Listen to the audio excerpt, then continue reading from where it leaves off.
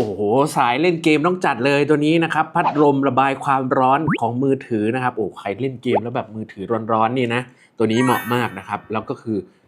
แค่แตะแค่เอาอุ๊ยนี่ตรงเนี้ยมันจะเย็นมากเลยนะครับแล้วเขามีพัดลมตรงนี้ให้ด้วยแค่แบบปั๊บนี่แค่นี้เลยเราก็เล่นเกมไปได้เลยไม่ต้องกลัวมือถือร้อนมือถือแฮงก์นะครับ